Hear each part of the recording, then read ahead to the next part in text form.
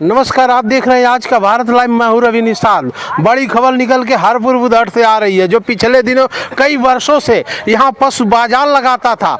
जो छोटी छोटे मवेशी हैं उसको भी बेचता था और क्षेत्र के व्यापारियों से मिलकर एक बड़ा व्यापार करने वाला, जिसका नाम ये सभी व्यापारी बताएंगे। आपको बता दें, हरपुर बुधड़ अनंतपुर उदा देवी चौक के जस्ट बगल में ये पशु बाजार लगती थी। इस पशु बाजार में 5 वर्षों से लगातार ये पशु बाजार लगती थी और स्थानीय लोगों ने कई बार थाना को सूचना दिया कि इसका आधार कार्ड सत्यापन करा लिया जाए, मगर सत्यापन हुआ कि नहीं हुआ ये तो आला अधिकारी बताएंगे। मगर पशु बाजार बिना रजिस्ट्रेशन नहीं चलता है। मगर यहाँ के क्षेत्र के व्यवसायी यहाँ मौजूद हैं। आपको बता दें कि ये कितने परेशान हैं।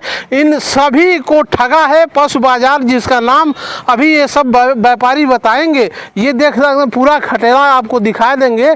यहाँ सभी छोटे छोटे पशु के बच्चे थे और यहाँ पशु बाजार भी लगता था। यहाँ स्थानीय और बाहर के भी व्यापारी आते थे। आइए हम मिलते हैं जो परेशान है, इस जो व्यापारी था उससे परेशान इस व्यापारियों से मिलते हैं जो किसान है, क्षेत्र के किसान हैं और छोटे छोटे पूंजियों में अपना धंधा चलाते थे। क्या नाम है आपका?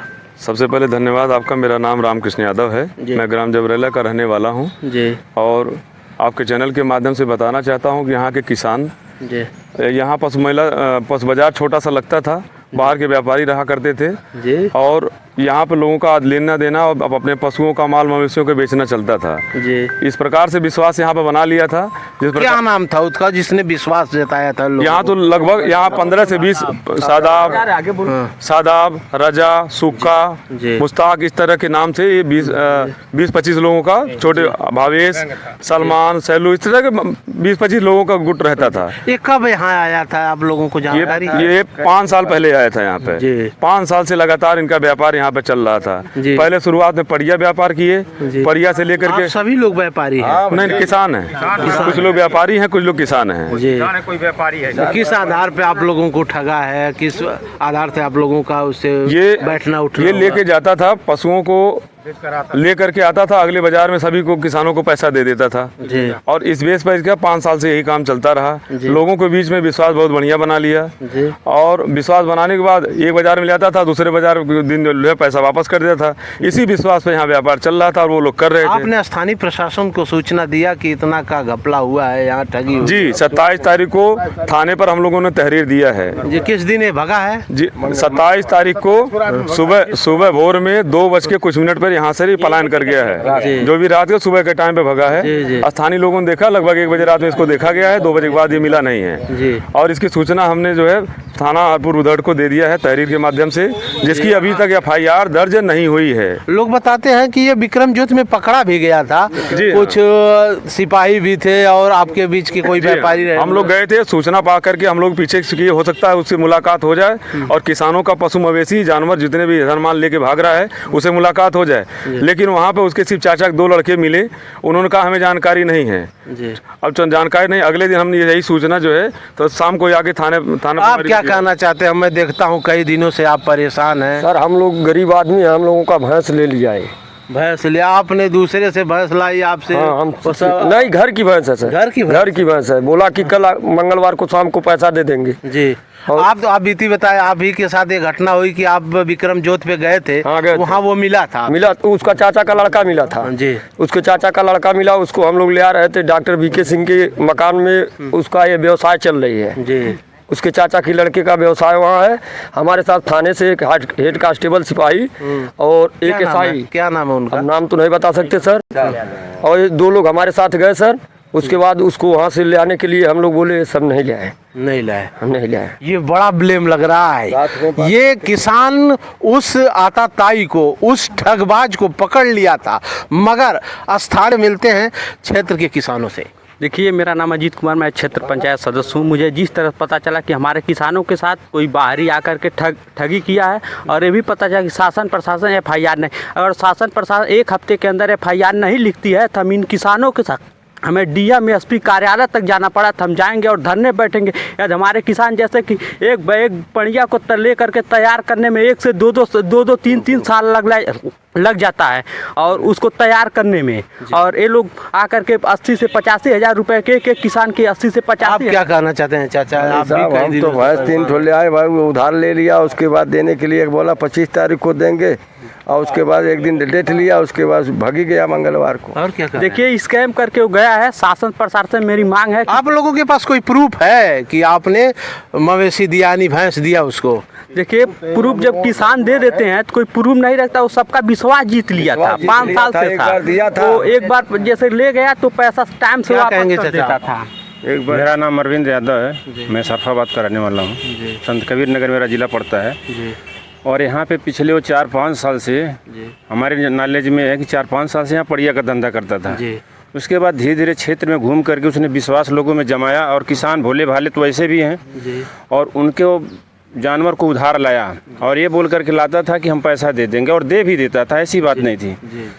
इसके पहले दिया भी है, इसके बाद में फिर लेके आया और सब लोगों के ये वादा करके गया था, लगभग किसी को मंगलवार को दूंगा, किसी को बृहस्पति को दूंगा। लगभग कितने की ठगी किया होगा वो? लगभग हमारे समझ से जो इतने लोगों का भैंस ले गया है, हमारे समझ से लगभग करोड़ों के आसपास पैसा है।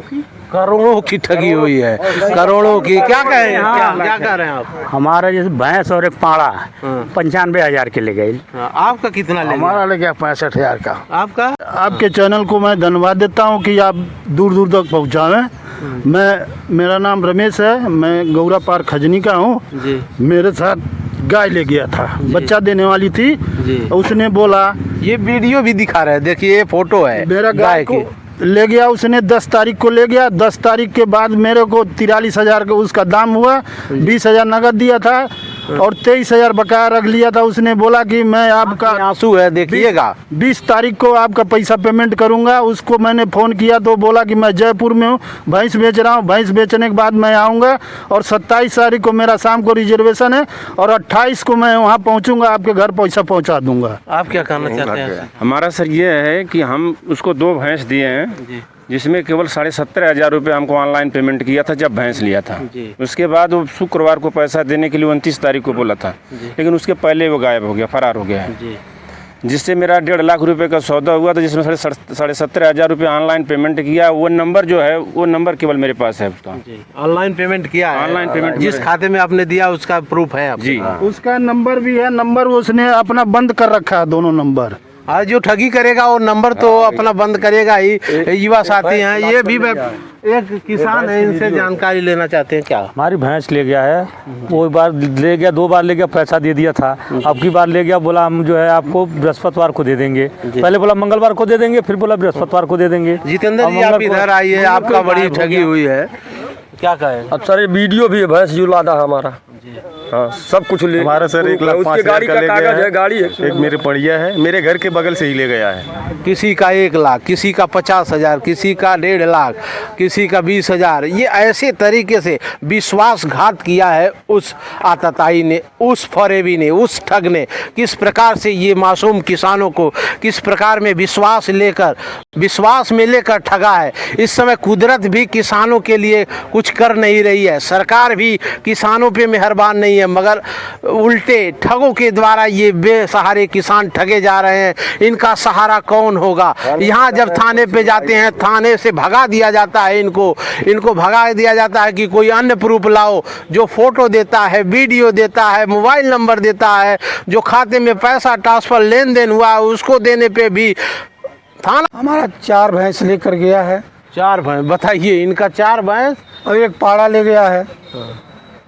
आपको कोई रुपया दिया कि आपने विश्वास पे दे दिया? विश्वास पर दे दिए थे। पहले एक बार ले गया था तो दे दिया था। गाँव का कोई व्यक्ति मांगे तो आप विश्वास करेंगे उसके? 5 साल से यहाँ रहता था, इसी पर विश्वास था कि दे देगा। तो जीवन भर से गांव वाले आपके साथ रहते हैं। अगर गांव का कोई व्यापारी, गांव का कोई सदस्य आपसे भैंस मांगता तो आप देते? नहीं देते थे। अब क्या करें, अब गलती हो गई, अब धोखाधड़ी से लेकर भाग गया।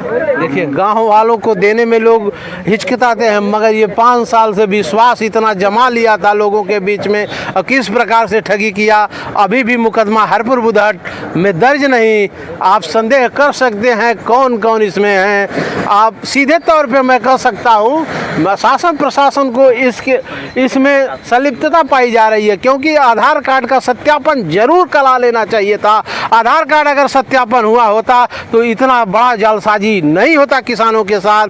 कुदरत भी किसानों के साथ नहीं और सरकार भी किसानों के साथ नहीं और इस समय स्थानीय पुलिस भी किसानों के साथ नहीं। तो आप क्या कह सकते हैं, किसानों के बर्बादी का कारण शासन प्रशासन है, मैं कह सकता हूं सीधे तौर पे। आप देखते रहिए आज का भारत लाइव, रवि निषाद के साथ। नमस्कार।